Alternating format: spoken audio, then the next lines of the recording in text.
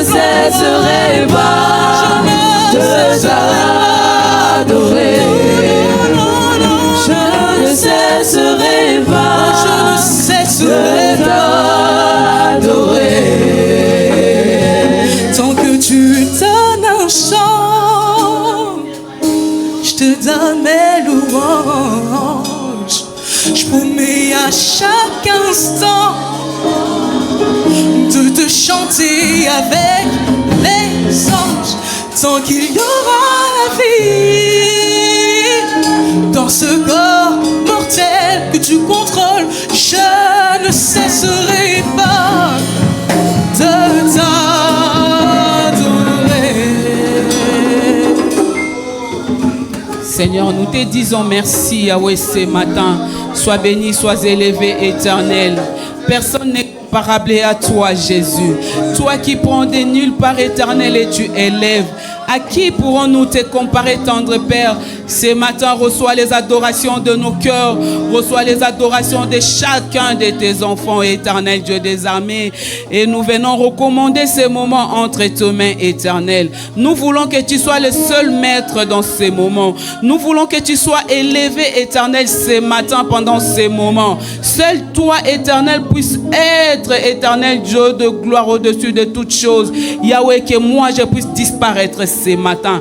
Que je ne vienne pas parler de moi ce matin. Que plutôt parler de la parole que tu as mis en nous, éternel Dieu de gloire, ce matin. Yahweh, ton peuple veut t'écouter. Édifie ton peuple. Parle à ton peuple. Délivre ton peuple au travers de cette parole que tu as mis en nous, Yahweh. Ainsi nous te prions, nous te disons gloire et louange à toi, Seigneur Jésus-Christ.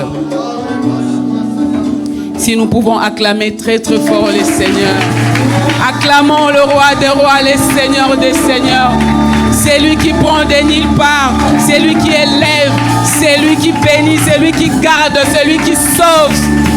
Il est le roi des rois, le Seigneur des seigneurs.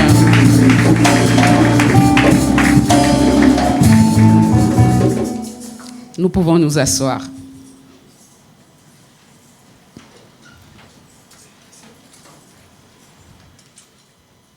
Amen.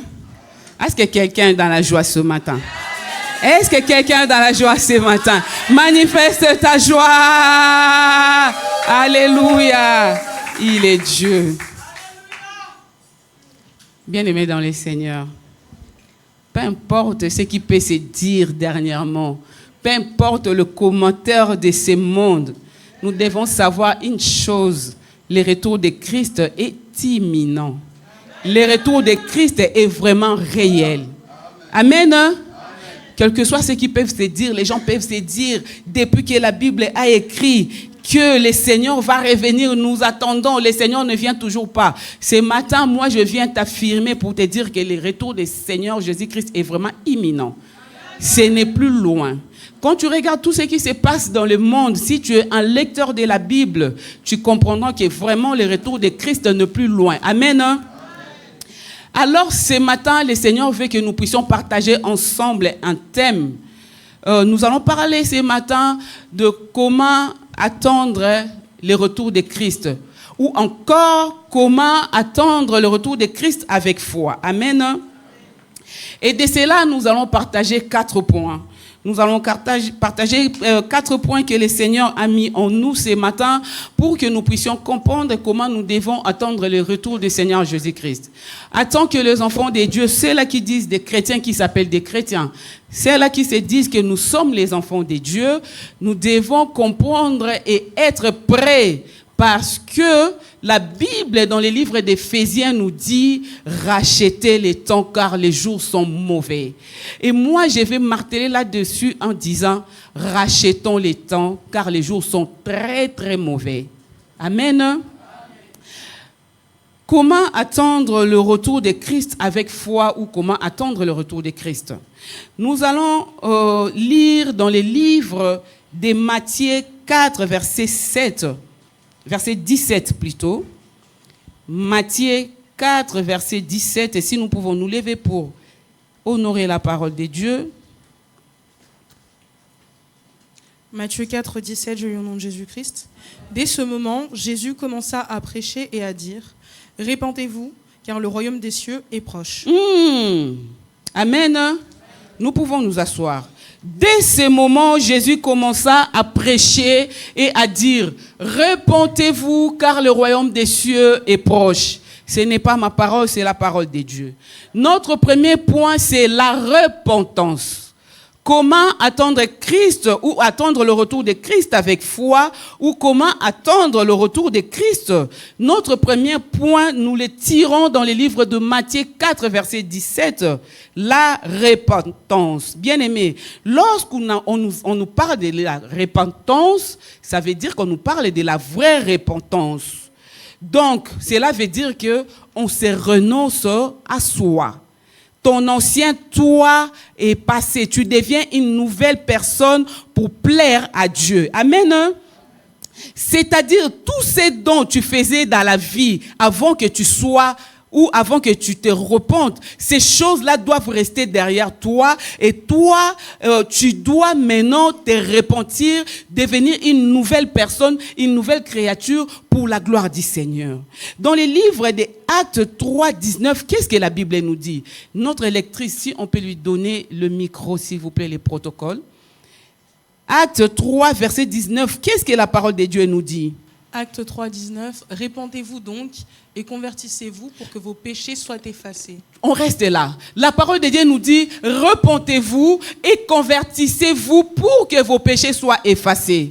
J'aime bien cette version. On nous parle de convertissez-vous. Donc, ça veut dire, je vais nous donner un exemple. Un jour, quand ma mère est venue, on était parti à la Pardier pour faire des courses. Et elle devait prendre l'argent en euros. Et il y a l'argent au Congo qui ressemble un peu en euros.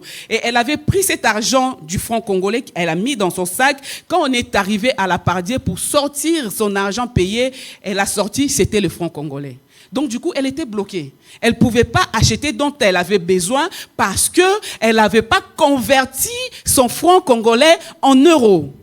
Également, toi et moi, si nous partons en vacances, je ne vais pas aller loin, juste ici en Suisse, nous savons que nous, on mange les euros et en Suisse, on mange les francs suisses. Donc, si tu quittes ici en France pour aller en Suisse, tu dois convertir ton argent en francs suisses afin que tu puisses survivre là-bas. Donc, moi, j'aime bien cet exemple en matière de la monnaie, parce que c'est vraiment ce qu'il faut.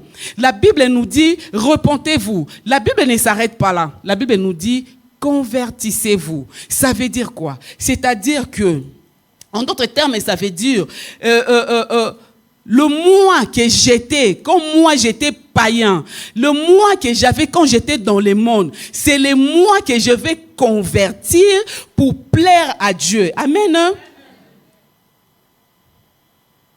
L'ancien homme doit disparaître. Ce n'est pas moi qui l'ai dit, c'est la parole de Dieu. On va lire cette parole tout à l'heure.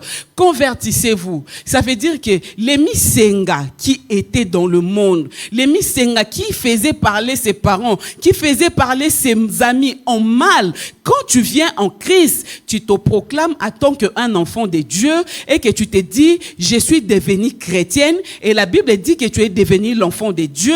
Ça veut dire que l'ancien toi doit changer. Tout ce dont tu faisais. Donc, si j'étais quelqu'un qui calomniait les gens, je ne dois plus continuer à calomnier les gens parce que ça, c'était l'ancien moi. Le nouveau moi fait que je puisse me convertir et que mes péchés puissent être effacés. Une seule condition. Avant que tes péchés soient effacés, tu dois d'abord te repentir. Tu ne t'arrêtes pas à te repentir, tu t'es converti réellement. Et quand tu vas te convertir, ce n'est qu'à ce moment-là, tu deviens un enfant de Dieu et ta vie change. Amen. Quand tu vas dans un pays étranger, pour que tu puisses survivre ou que tu puisses vivre là-bas. Moi, un jour, je partais à Dubaï, rejoindre mon frère. J'ai pris les trains pour aller à l'aéroport. Je devais prendre mon vol en Suisse. J'avais les zéros. À l'aéroport, s'il vous plaît. Je crie que j'allais utiliser les zéros là-bas. Mais quand je suis arrivé, j'étais obligé de convertir ma monnaie euro en monnaie suisse. Donc, si j'avais pas converti mon argent, je ne pouvais pas vivre comme ça. Pareil, si tu vas aux États-Unis, tu vas dans un pays africain, tu amènes tes zéros, tu ne peux pas vivre avec. Donc, tu dois convertir cette monnaie-là pour que tu puisses survivre. Donc, voilà comment doit être la vie d'un chrétien, la vie de celui qui se dit enfant de Dieu. Donc, quand tu entends le Christ, tu dois l'attendre tout en étant repenti et bien converti. Qu'est-ce que la Bible nous dit dans le livre des Galates 2:20?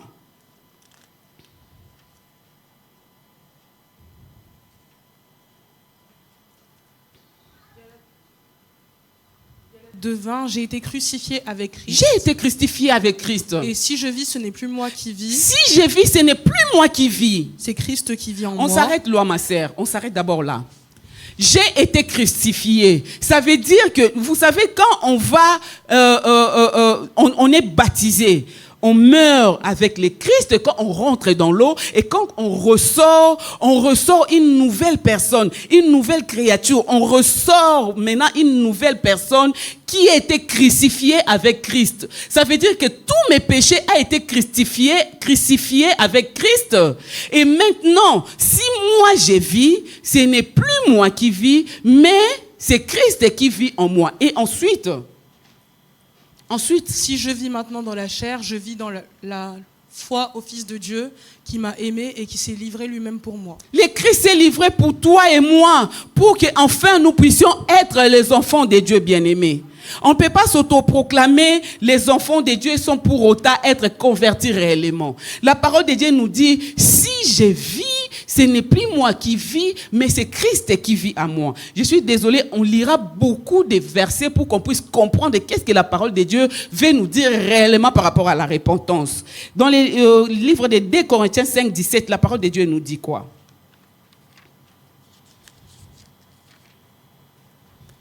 2 Corinthiens 5:17, je lis au nom de Jésus-Christ. Si quelqu'un est en Christ, il est une nouvelle créature. La conversion. Si quelqu'un est en Christ, ça veut dire que cette personne est devenue une nouvelle créature. Donc ton ancien toi, l'ancien toi est resté dans le monde. Tu es devenu une nouvelle créature. Pourquoi? Parce que tu es en Christ, parce que tu t'es converti, parce que tu t'es repenti. La repentance, la vraie repentance, bien-aimée. On continue, ma sœur, avec la lecture. Les choses anciennes sont passées. Les choses anciennes sont passées. Voici, toutes choses sont devenues nouvelles. Toutes choses. J'avais suivi un homme de Dieu qui parle de tout. Il dit, remarque dans la Bible, quand on parle de tout, ça veut dire tout. Donc, la Bible dit tout. Nous sommes tous allés à l'école. Même si tu t'es arrêté à l'école primaire, nous sommes tous allés à l'école. La Bible nous dit, toutes choses sont devenues nouvelles. C'est-à-dire, les péchés doivent maintenant déranger ta vie. Ça veut dire que les mensonges ne doivent plus faire partie de ta vie. Ça veut dire que la jalousie ne doit plus partager ta vie. Ça veut dire que les commérages ne doivent plus partager ta vie. Ça veut dire que l'impudicité ne doit plus traverser ta vie. Ça veut dire que le vol ne doit plus partager ta vie. Ce n'est pas moi qui l'ai dit. C'est 2 Corinthiens 5:17 qui l'ai dit. Si quelqu'un est en Christ, donc si quelqu'un est converti réellement, si quelqu'un a fait une vraie repentance, il est une nouvelle créature. Ça veut dire que tout ce que je faisais quand j'étais dans le monde, c'est devenu des choses passées. On m'a connu étant une personne qui parle tout le temps du mal des gens. Mais quand je viens en Christ, je deviens une nouvelle personne. Cet ancien moi est passé. Parce que la Bible me le demande. Voici, toutes choses sont devenues nouvelles. Donc, je dois avoir une nouvelle version de moi pour plaire en Christ. Je t'exhorte ce matin, bien-aimé, de faire une vraie repentance de ta vie. Tu changes réellement ta vie. Je suis désolée, mais je ne sais pas pourquoi j'ai envie de marteler là-dessus. J'avais un bien-aimé que je connais. Cette personne, quand tu viens chez elle dans sa maison, c'est une personne réelle et vous les connaissez peut-être. Non, pas peut-être, vous les connaissez vraiment. Quand tu viens dans sa maison, il y avait une personne qui venait dans sa maison pour faire les commérages. Un jour, elle en avait marre. Elle a dit à cette personne, ma maison n'est pas une maison de commérage. Donc, si tu viens chez moi, arrête de venir parler des gens. Toi qui reçois les gens chez toi, qui parlent du mal des gens, même si tu ne dis rien, mais quand la personne est venue chez toi, il commence à t'engager, toi tu es là en train d'écouter, sache-le bien que tu n'es pas encore une nouvelle personne, les choses passées ne sont pas encore passées. Parce que si vraiment l'ancien toi était passé, tu dirais à cette personne, je suis désolé, je t'aime beaucoup, mais ma maison, ce n'est pas une maison de commérage. Ma maison, ce n'est pas une maison où on parle le mal des gens. Ma maison, c'est une maison quand tu viens, on prie le Seigneur, on exhorte les gens. Quand tu vois qu'il y a des personnes qui sont mal, qui se comportent mal, tu pries pour eux ou tu viens me voir. Au lieu de venir me voir pour critiquer les gens, tu viens me voir pour qu'on puisse prier pour cette personne. C'est ça. Toutes choses sont devenues nouvelles. C'est ça, bien-aimé. C'est ça. Est-ce que tes appels téléphoniques plaisent à Dieu? Tu as illimité. Est-ce que ton illimité, quand tu prends ton téléphone, tu parles aux gens, ça plaît à Dieu? C'est la question que tu dois te poser, bien-aimé. Est-ce que les conversations que vous avez entre vous, les jeunes, ces conversations plaisent à Dieu? C'est la question que vous devez vous poser. Les amis que vous avez sur vos téléphones, est-ce que ces amis-là plaisent à Dieu? C'est la question que vous devez vous poser. Bien-aimé, la repentance. Premier point, comment attendre Christ avec foi ou comment attendre le retour de Christ? Nous devons être de vrais repentis, bien-aimés. La parole de Dieu nous dit, si quelqu'un vient à Christ, il est devenu une nouvelle créature. Les choses anciennes sont passées. Ça veut dire que tout ce que tu faisais quand tu étais dans le monde, on ne peut pas te les trouver quand tu es devenu en Christ. Sinon, qu'est-ce qu'on va prêcher les païens ou les gens qui sont autour de nous? Il y en a ici parmi nous qui n'arrivent même pas à prêcher leurs collègues parce que tu te comportes tellement comme cette personne-là qui n'est pas repentie et que tu ne sais pas comment prêcher la parole de Dieu autour de toi. Ton identité, personne ne le sait parce que tu te comportes extrêmement mal. Aujourd'hui, le Seigneur te dit, deviens une nouvelle créature. Amen. Hein? Alors, nous devons faire attention vraiment à notre comportement. Je vais nous donner encore un autre exemple dans la Bible. Matthieu 10, verset 16. La Bible nous dit quoi? Matthieu 10, verset 16. Matthieu 10, 16, je lis au nom de Jésus. Voici, je vous envoie comme des brebis au milieu des loups. Soyez donc prudents comme les serpents et simples comme les colombes. Amen. Voici, je vous envoie comme des brebis au milieu de loups. Soyez donc prudents comme les serpents et simples comme les colombes. Quand la Bible te donne un exemple, ce n'est pas par un hasard. Quand la Bible donne un exemple, c'est pourquoi elle donne cet exemple-là.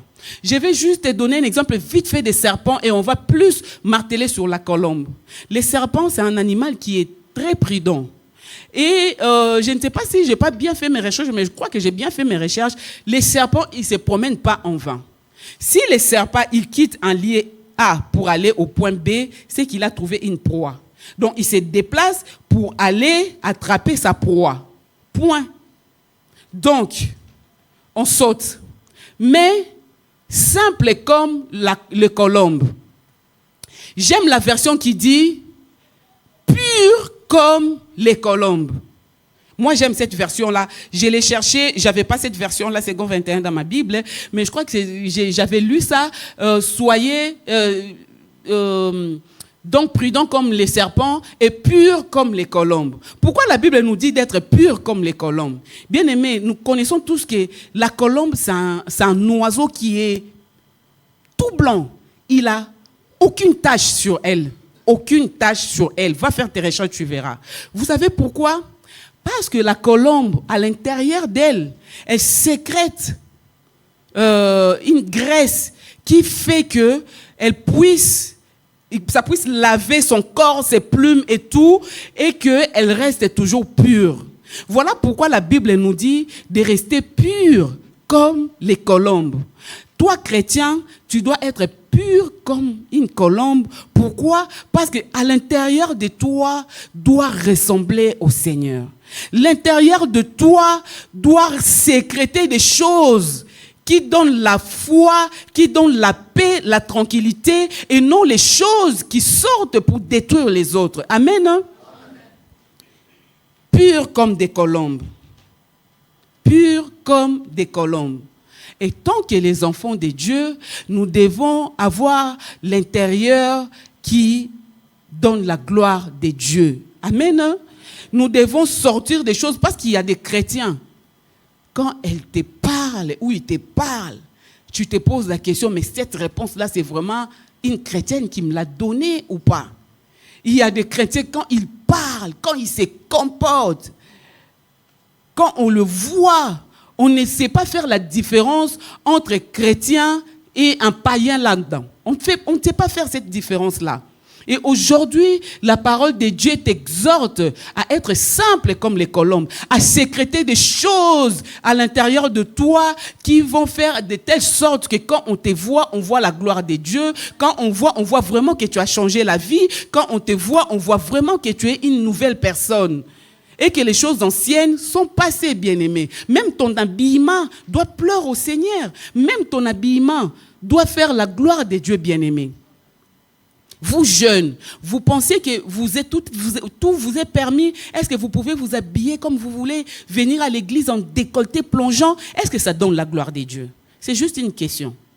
Si ça donne la gloire de Dieu, je t'exhorte à continuer de venir comme ça à l'église. Mais si ça ne donne pas la gloire de Dieu, toi-même, avant de sortir de chez toi, tu regardes comment tu es habillé, tu te dis, est-ce que je dois être comme ça à l'église? Tu viens à l'église avec un habit très moulant. Moi, quand je prêche toujours avec mon exemple. Parce que je n'étais pas sainte quand je faisais des péchés encore. Moi, ma mère a fait ça pour que je puisse m'habiller correctement. Un jour, je sortais, elle m'avait envoyé à Lemba Super pour aller prendre les pondous chez une de nos tantes qui est décédée. J'étais habillée en mini-jupe, mais vous ne pouvez pas imaginer. Et je ne sais pas si c'est elle ou c'est mon grand frère aîné, le pasteur, qui m'a vu. De toute façon, je marchais dans la rue. J'ai dandiné, je vous dis. J'ai quitté ma tête jusqu'à Super Lemba, à pied, s'il vous plaît, parce que j'avais le mini-jupe. Vous pensez que c'était l'Esprit de Dieu qui m'animait? J'ai marché. Quand je suis venue à la maison, ma mère me regardait comme ça. La seule fille que j'ai. Je dois te parler comment pour que tu puisses changer ton habillement. Et maintenant, quand elle me voit, elle donne gloire à Dieu. Pourquoi? Parce que je commence à voir que je ne peux plus mettre une jupe là. Non, c'est impossible. Je ne peux pas. Elle a parlé jusqu'à... Elle commençait seulement à prier pour moi. C'est tout ce qui restait à faire pour elle. Et aujourd'hui, le résultat se voit. Donc, si un jour, tu m'avais vu mal habillé, dis-toi que c'est devenu une ancienne personne. Maintenant, toutes choses sont devenues nouvelles. La colombe, pure comme la colombe. Quand tu viens à l'église, je suis désolée, mais je martèle surtout pour les jeunes sœurs. Même les jeunes frères, quand tu viens à l'église, tu ne dois pas porter, on voit ta culotte, on n'a pas besoin de voir ça. Ton boxer, on n'a pas besoin de ça. Je suis désolée. Quand tu viens à l'église, habille-toi correctement. Parce que tu viens devant le roi des rois. Quand on va voir les grandes personnalités, on fait attention, on se met sur nos 31, on met des costumes, on met des pagnes, on met des jupes tailleurs. On y va parce que c'est les hommes, les humains. Le Seigneur est au-dessus de toutes ces personnes-là. Mais pour aller voir ces personnes-là, tu t'habilles correctement. Mais pour venir chez le roi des rois, c'est lui qui peut décanter la situation que tu as dans ta vie.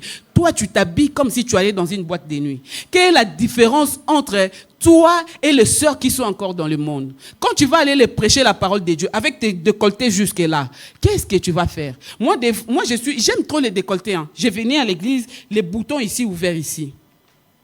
Bishop Jessica, elle venait me dire, oh, la service des boutons. J'ai regardé comme ça, je dis, ah, Bishop. Tu vois? Donc, c'est tellement dit avec amour que je me dis, non, elle peut avoir raison. Je viens quand même à l'église. On ne peut pas voir mon débardeur avec les dentelles là, je viens à l'église. Non. Et quand je vais prêcher les gens dehors, ils vont dire quoi? Donc, l'ancien nous doit passer et la nouvelle personne doit venir pour que quand nous allons faire ce que le Seigneur nous a dit, allez faire de toutes les nations mes disciples, que vraiment quand on se présente devant les gens, que ces gens voient vraiment que nous sommes les enfants de Dieu. Deuxième point, la méditation. la méditation. Comment attendre Christ avec foi ou comment attendre le retour de Christ. Premier point, nous allons parler de la repentance. La deuxième point, nous parlons de la méditation. Psaume 119, 23, verset 24. 23 jusqu'à 24. Psaume 119, 23 à 24. Psaume 119, 23 à 24, je lis au nom de Jésus-Christ. Des princes ont beau s'asseoir et parler contre moi.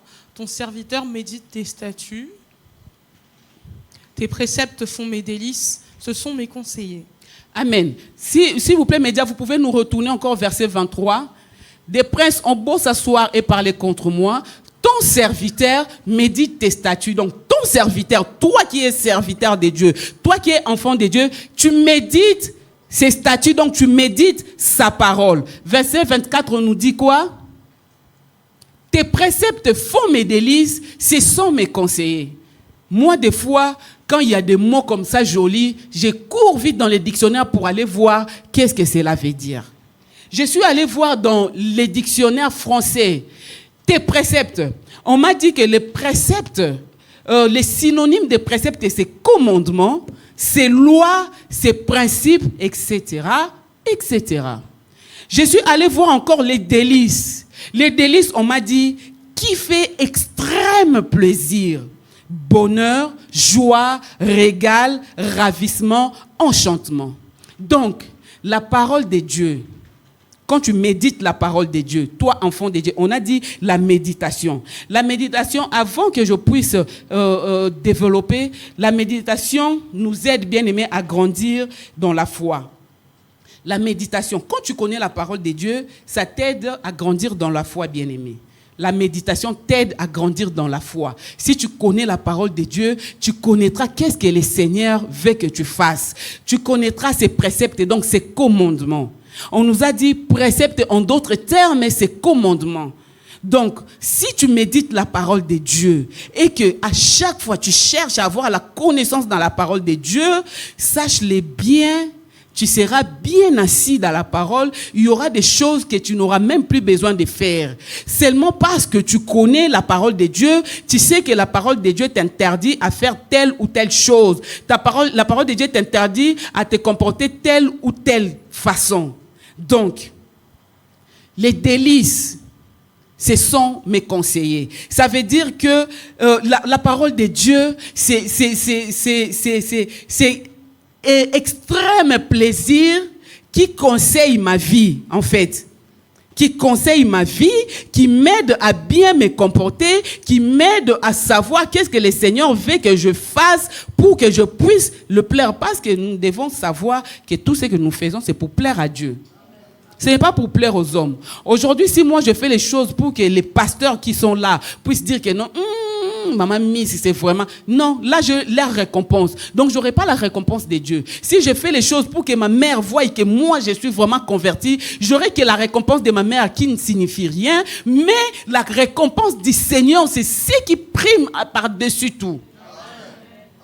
Donc, si je trouve plaisir, extrême plaisir dans les conseils de Dieu, qui est ces préceptes, sincèrement, nos vies, on n'aura plus besoin de parler de repentance tout le temps parce qu'on serait tous repentis. Nous saurons les bases. Nous saurons que, en tant qu'enfant de Dieu, je connais ce que je dois faire et ce que je ne dois pas faire.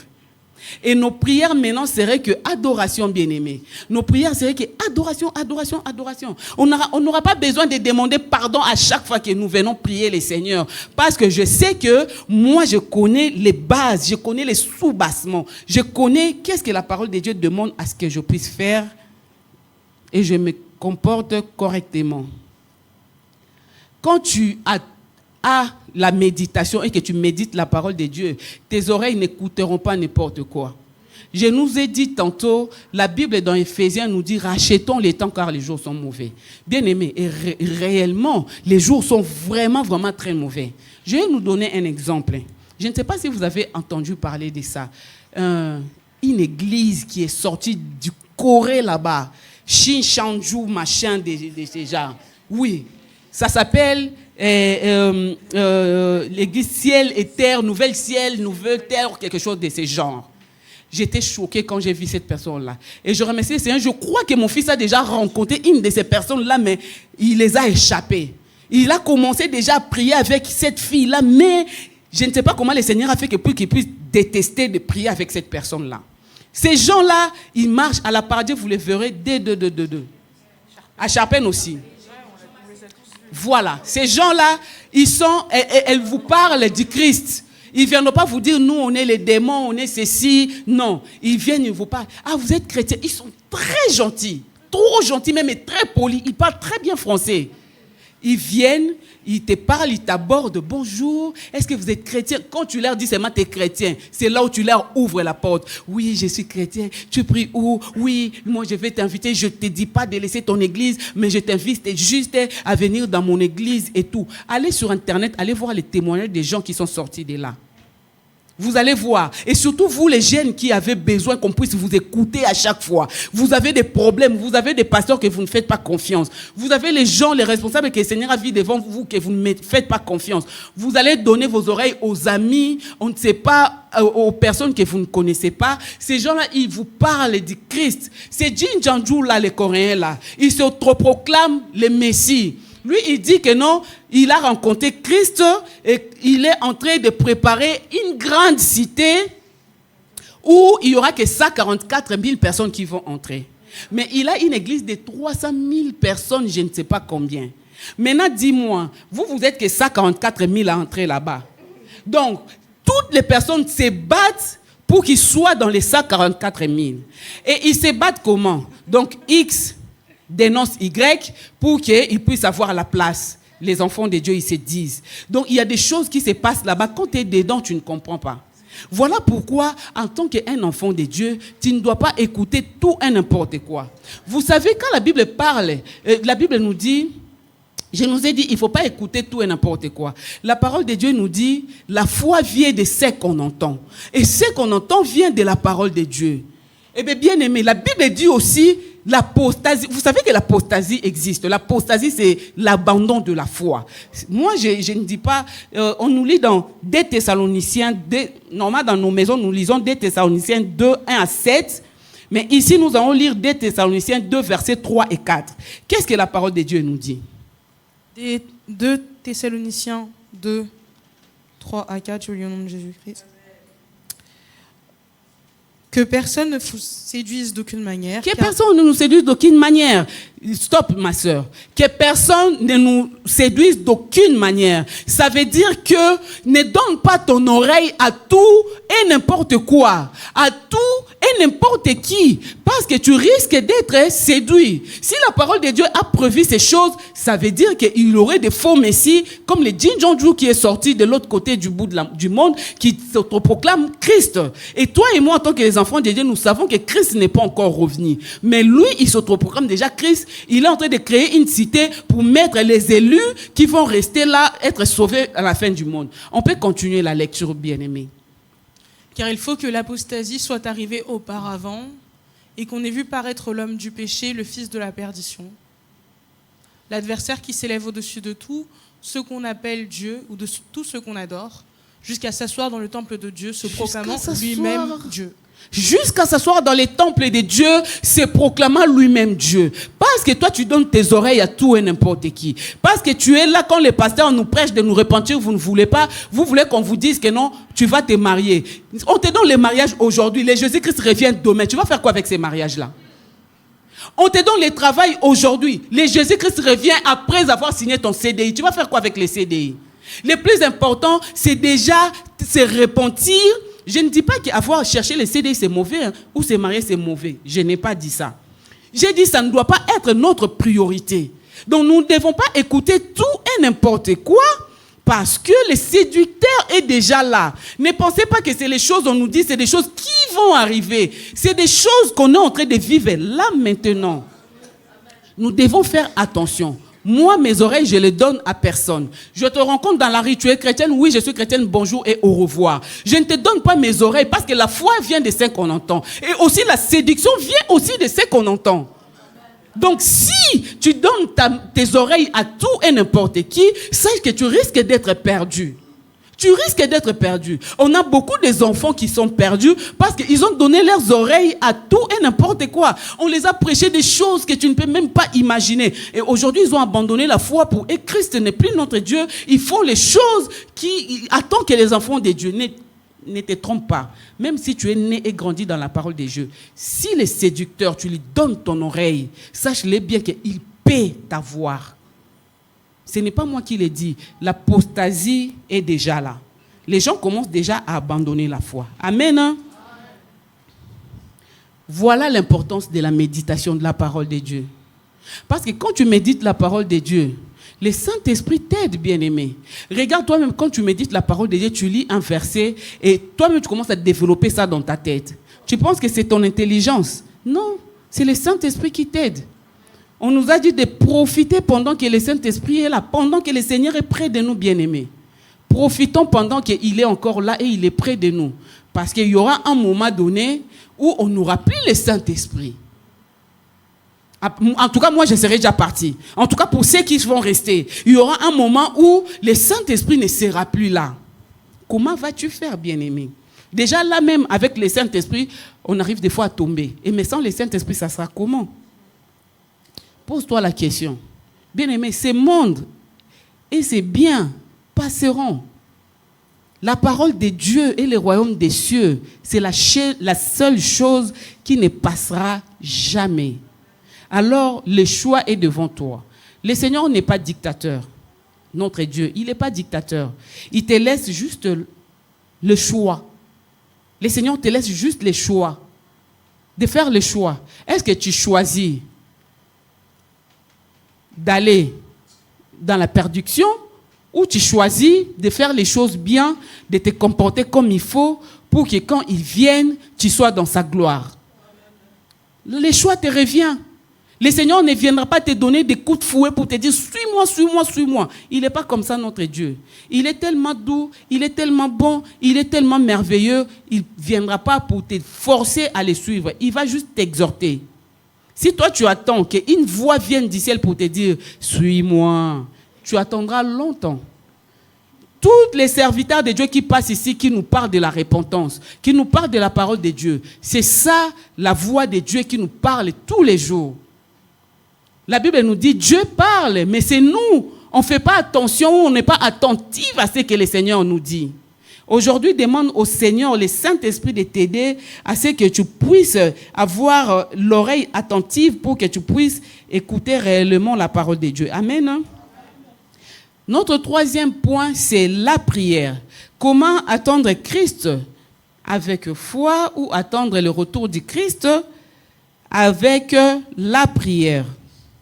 Luc 21, verset 36. Luc 21, verset 36, je lis au nom de Jésus-Christ. Veillez donc et priez en tout temps, afin que vous ayez la force d'échapper à toutes ces choses qui arriveront et de paraître debout devant le Fils de l'homme. Amen. La Bible nous dit de veiller et de prier à tout temps.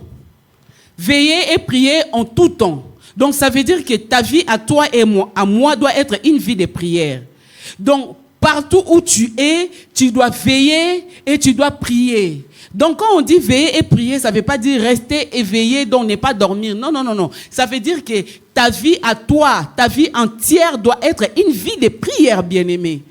Parce que quand tu associes la vraie repentance avec la méditation de la parole de Dieu et tu associes la prière dans toutes ces choses, sache-le bien que tu vas, je ne sais pas comment tu pourras plaire à Dieu.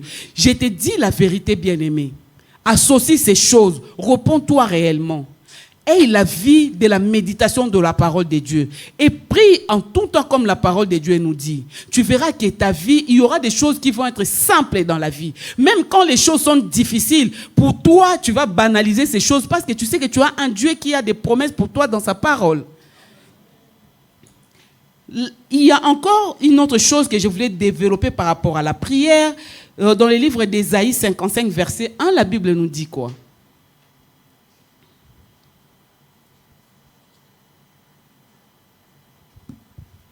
Ésaïe 55, verset 1, « Vous tous qui avez soif, venez aux eaux.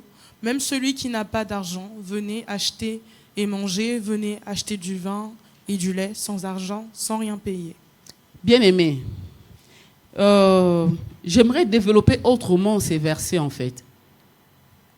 On nous a dit de prier en tout temps, de veiller et de prier en tout temps. Quelque part dans la Bible, on nous dit de prier sans se relâcher. Quelque part dans la Bible, on nous dit de prier, prier, prier et prier.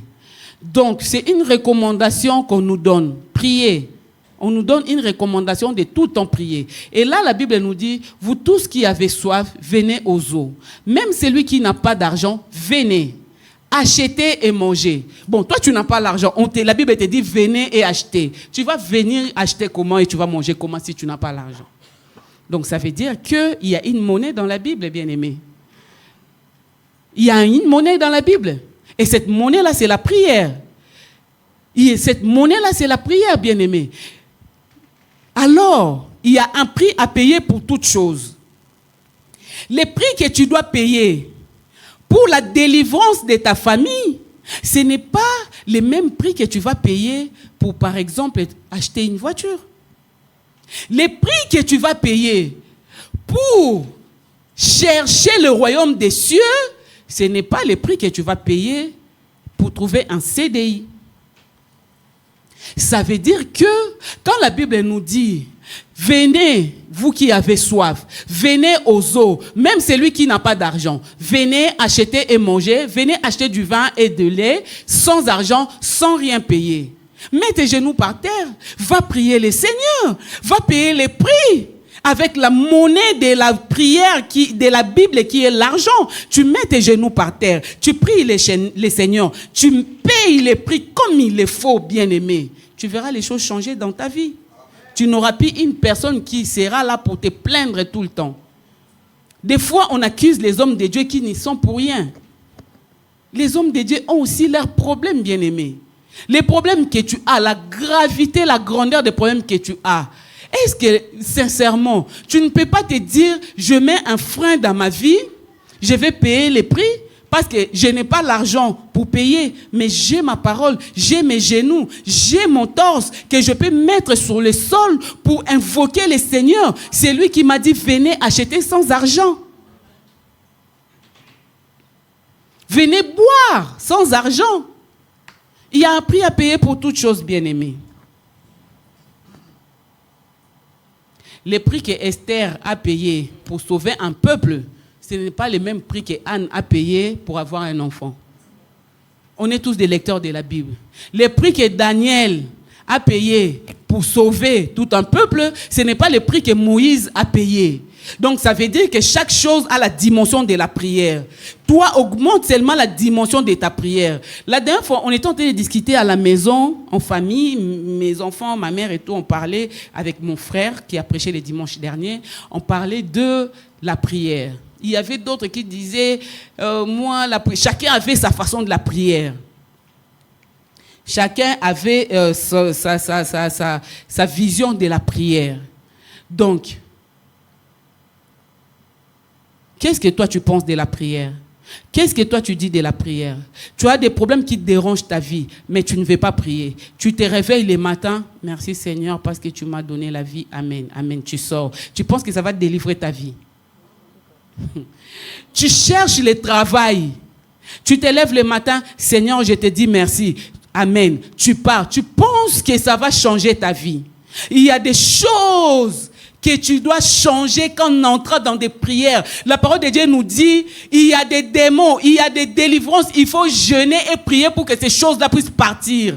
Et toi, tu pries, merci Seigneur, tu t'arrêtes là. Et tu viens condamner les gens, tu dis que non, notre église, il n'y a pas de la puissance. Non, c'est toi qui n'as pas de la puissance parce que tu ne donnes pas le temps dans la prière, bien-aimé. C'est parce que tu ne donnes pas ton temps dans la prière. Tu as la priorité à d'autres choses, mais tu ne donnes pas ton temps pour prier le Seigneur. Amen. Amen. Et pour finir, on va parler de aimer Dieu. Comment attendre le Christ avec foi ou comment attendre le retour de Christ? On doit aimer Dieu. Deutéronome 8, verset 11. Et Jean 14, 15 et 24. Deutéronome 8, verset 11. Garde-toi d'oublier l'Éternel ton Dieu, au point de ne pas observer ses commandements. Au point de ne pas observer ses commandements. Ses ordonnances et ses lois que je te prescris aujourd'hui. Amen. On continue avec Jean 14, verset 15. On saute, on va lire verset 24. Jean 14, verset 15. Je lis au nom de Jésus-Christ. Si vous m'aimez, gardez mes commandements. Verset 23. Jésus lui répondit, si quelqu'un m'aime, il gardera ma parole et mon Père l'aimera. Nous viendrons à lui et nous ferons notre demeure chez lui. Amen. Les versets qu'on a lus avant, on nous a dit, si tu m'aimes, tu garderas mes commandements. On ne peut pas dire qu'on aime le Seigneur si tu ne gardes pas ses commandements et que tu ne les mets pas en pratique. Le Seigneur sait que tu l'aimes quand tu fais les choses qu'il t'ordonne de faire, les choses qu'il te dit de faire. Tu vas te poser des questions, mais ces choses-là sont où? Ces choses-là sont dans la Bible, la méditation. Donc quand tu médites la parole de Dieu, tu sauras la volonté de Dieu dans ta vie. Tu sauras les 10 commandements. On a les 10 commandements qui englobent tout ce qu'on passe prêcher ici. Les 10 commandements englobent tout. Quand on aime son prochain, on ne va pas la critiquer, on ne la vole pas, on ne la jalouse pas et tout, etc. Donc, quand tu aimes le Seigneur, comment il saura que toi tu l'aimes? Le Seigneur saura que tu l'aimes quand tu gardes ses commandements. Moi, je sais que mon enfant m'aime parce que cet enfant sait que maman n'aime pas ça et qu'il ne fait pas ça. Je sais que c'est par amour qu'il est en train de faire ces choses. Je suis en train de pardonner ma femme ou mon mari parce que je l'aime et que je le pardonne. Je suis en train de pardonner mes enfants parce que je les aime et je le pardonne. Je suis en train de pardonner mon frère et ma soeur parce que je l'aime et je le pardonne. Donc, si tu observes bien les commandements de Dieu, tu aimeras, tu feras ça et le Seigneur verra que tu l'aimes réellement. Jésus lui répondit, si quelqu'un m'aime, donc ça veut dire que le Seigneur, il sait que tu l'aimes si tu gardes ma parole, si tu gardes sa parole. Si tu gardes la parole de Dieu, tu observes ses commandements, c'est là où le Seigneur saura que tu l'aimes. Il n'y a pas d'autre magie. Tout a englobé dans aimer Dieu. Si tu aimes Dieu, tu feras les choses correctement. Quand tu veux pécher, tu penseras au commandement du Seigneur et tu ne feras pas ces péchés. Quand tu veux t'endormir sans prier, tu penseras au commandement du Seigneur. Tu penseras à ce que la parole de Dieu dit, veillez et priez afin que vous ne tombez pas dans la tentation. Tu vas prier et tu vas t'endormir tranquillement. Quand tu vas penser, tu vas vouloir faire quelque chose qui ne plaît pas à Dieu. Tu vas penser que tu aimes Dieu et tu penseras à ses commandements et tu ne feras pas cette chose-là qui te pousse à faire les péchés à chaque fois. Amen. Amen. Que le Seigneur bénisse sa parole. On va s'élever pour prier.